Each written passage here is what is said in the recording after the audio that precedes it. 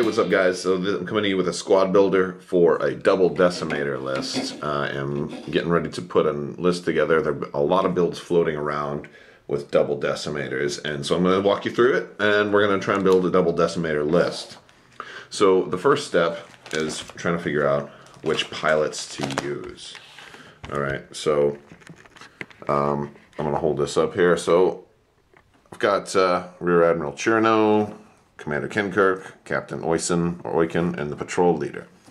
Now, one of my first thoughts was to go with 2 patrol leaders and then Howl Runner to back them up and basically have them fly side by side and have Howl Runner behind them. This way I can actually fit 2 decimators and a 3rd ship in there, and I have 2 points left over, and I have some ideas for those 2 points. So if I go with 2 patrol leaders and then I go with Howl Runner. Let's find her. Right there. Alright, so it's 40, 40, and 18. That brings us to 98 points. I have 2 points left over. Now, there's not a whole lot of stuff I can do for 2 points. I could do... one of the simplest ideas is to grab the elite pilot skill for Howl Runner. Not squad leader, but swarm tactics. And that would be 2 points. That would bring me right out to 100. That would let one of my decimators shoot at pilot skill 8. Not a bad idea. But Howl Runner is probably going to die pretty quickly. So the other thing that I thought about was grabbing the new 1-point modifications. I already passed them, didn't I? The new 1-point modifications, Tactical Jammer. Alright, so the Tactical Jammer says your ship can obstruct enemy attacks. And if I am flying both decimators side by side and Howl Runner behind them, she's always going to be able to roll at least 4 defense dice, if not 5. So that's really cool. I like that build. However, I don't think I'm going with that build today. So that is certainly a build. 2 patrol leaders, Howl Runner, and 2 Tactical Jammers on the patrol leaders. That's certainly a build that I want to fly, but I just don't want to fly today, because today I want to take advantage of some of the new pilots. So Cherno's, obviously, he works all the time. Kirk is good for surviving, and there's a lot of stuff that synergizes with him.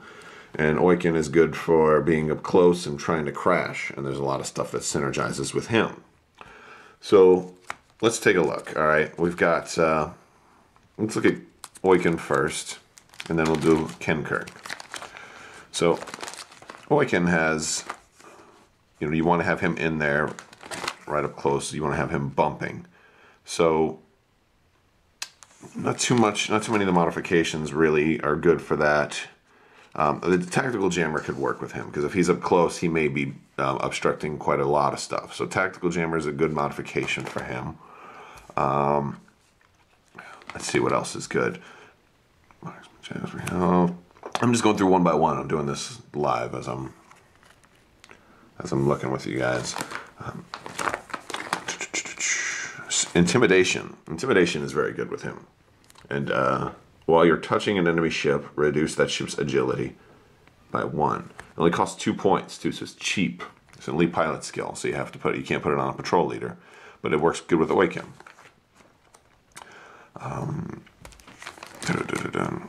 Mara Jade works great with Oyken, because you're going to be up close, so you definitely want that. And you're going to be stressing all the other ships that you're near. That's excellent. Gunner is always good on a decimator, because you've got half your build into one ship and you don't want to make sure you don't miss. So Gunner is really good there.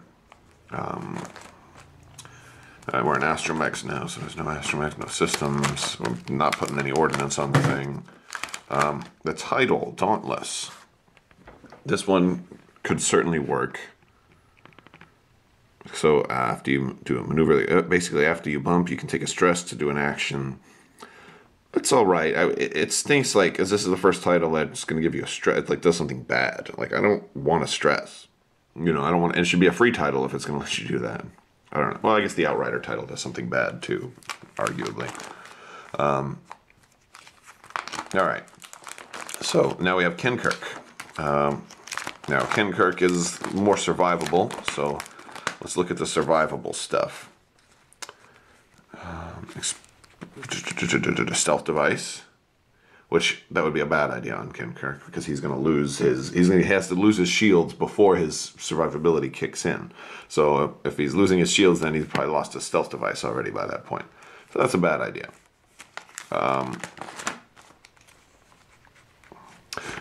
One more thing for Oiken, anti-pursuit lasers. I skipped right over that one. That one's excellent for Oiken. Countermeasures could work for Kirk. I like countermeasures a lot, but I like it better on ships that can take proton rockets, because then you make the proton rocket stronger. Like the Outrider. I love this card for the Outrider, although it's expensive. That's the big drawback. 3 points for a one-time use card is kind of rough. All right, Kirk. Predator is good for anybody. We don't have to really worry about that. Let's keep going. Opportunist. Daredevil. Determination could work for him. He's survivable. Lone Wolf could work for him. He's ideally going to be your last ship on the board, because he's so tough, and then he gets tougher, especially if you combine this with other stuff. This could really work. Or Ruthlessness could also work with him if he's the last ship on the board.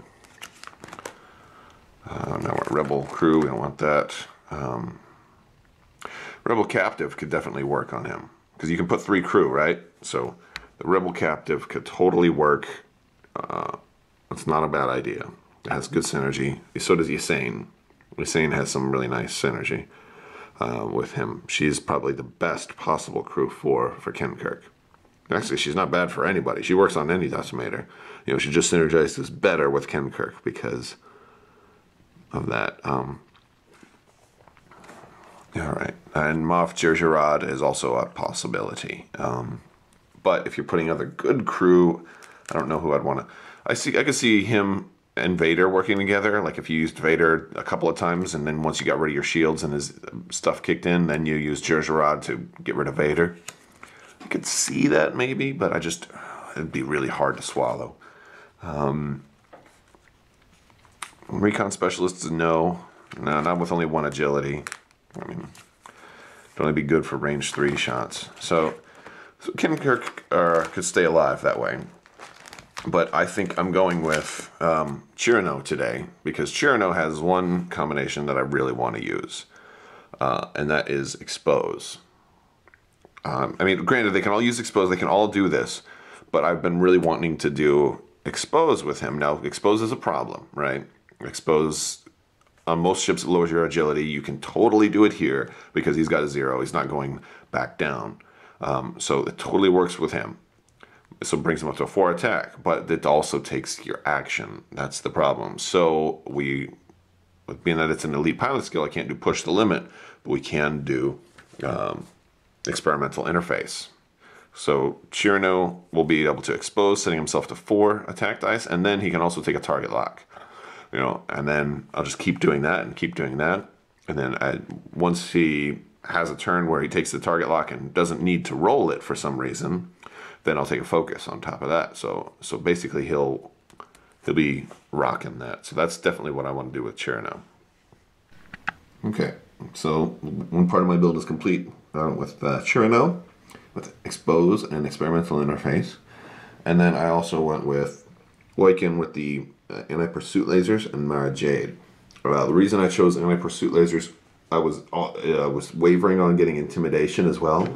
But the problem is, I think Intimidation is better for 1 Decimator and a lot of other ships, so he can be supporting. In this case, if they kill Chirano first, then Intimidation is worthless on Oiken, whereas anti-pursuit lasers is useful 100% of the time.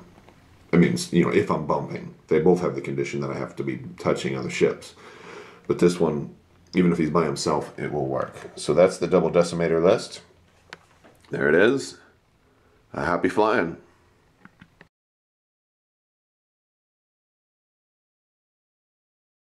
Squad builder for X-Wing. Oh my god.